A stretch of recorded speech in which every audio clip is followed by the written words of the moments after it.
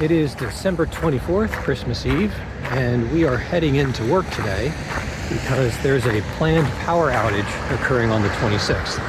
And someone has to come in and physically, literally disconnect all of the different systems.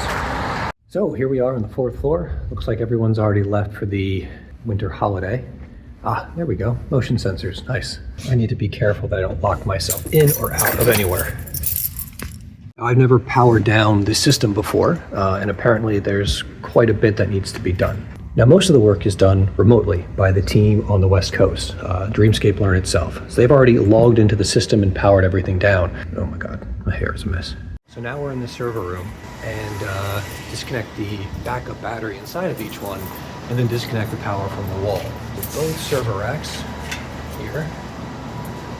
And let's see. So we're gonna need to take off the front panels for each of these, which should be easy enough. Just take it off here.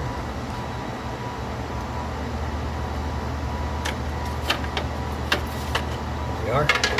And then we're going to make sure we turn this thing off. So let's go to Control and UPS, and we're going to go to Turn Off Immediately. Give it a second. The red icon tells us we're ready. I'm going to come up here now. I'm going to pull these out. 1 and 2. It's going to beep for a bit. We're going to actually do this for all of the other ones as well, down here and on the other server rack. Let's get busy. For a job that is dealing with virtual reality, there is a tremendous amount of reality that I actually have to deal with. One panel down, one panel to go. Let's pop these open. So now we need to unplug power.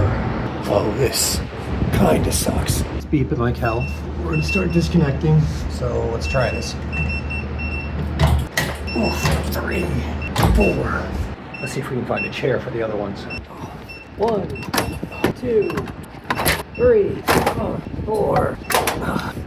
Servers are now done, but not all the computers. So we're going to need to go into the classroom now. Now we need to follow the same process for each of the classrooms. So we're going to be doing this twice. So if we come in here, oh, this is interesting. RTFM, right? Read the manual. Let's see, position the UPS, connect the battery, connect the power utility, turn on the UPS. Okay, this is gonna suck a little bit. It looks like the cabinet's UPS is behind it. I assume this is it? This little circle doodad here. Let's come over here and just disconnect it back here. There. Okay, done. Can't forget my keys, otherwise I can't get in. Always put your keys on your belt, otherwise you will get locked out.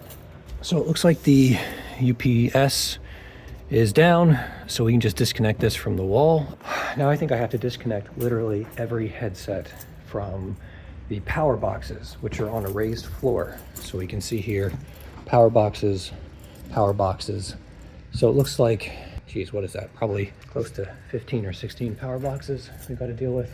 All right, so this might not be so bad after all. All we got to do is walk over here, open up all 15 panels in each classroom, and disconnect the power. Huh, that's kind of tight. That's really tight. This may not be fun.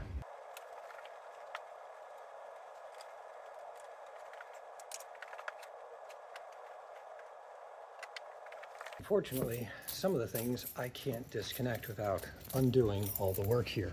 So this panel literally can't be opened because of how this has been wired. With this thing here, as it comes up, pushing against this, there's no way for this wire to go anywhere. So that's not going anywhere. All right, and I think that's it for disconnecting this system. I got a thumbs up to not worry too much about the headsets because that's more about a power spike potentially damaging the systems. It's very unlikely that anything's going to happen. So we're just going to go ahead with most, but not all the headsets disconnected and everything else powered down for now. We just got a few more things to wrap up, a couple things to disconnect, and we're done for today. The entire idea behind this video, and maybe others that will come in the future, is to explain and hopefully show you that getting something that functions, that works in the real world takes a lot of people. And don't think that you can take on everything yourself. We have to hire up to 15 students who will work every week to maintain these labs and to usher in the students who will be using them.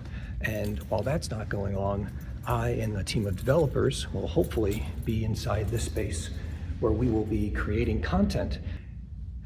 There's a lot of pieces, is what I'm trying to say. In future videos, I'll talk about some of the challenges we've overcome. A lot of that has to do with people. It has to do with communication. It has to do with expectations and making sure that everyone understands what's going on. So I'm finished for today. Going to head home now and spend the holidays getting ready for the next semester. Over the last year, I haven't spent nearly enough time coding, modeling, animating, rendering, everything that I should be doing, honestly. So I'm going to use the next week of downtime to check my skills and make sure that I'm ready for the next semester.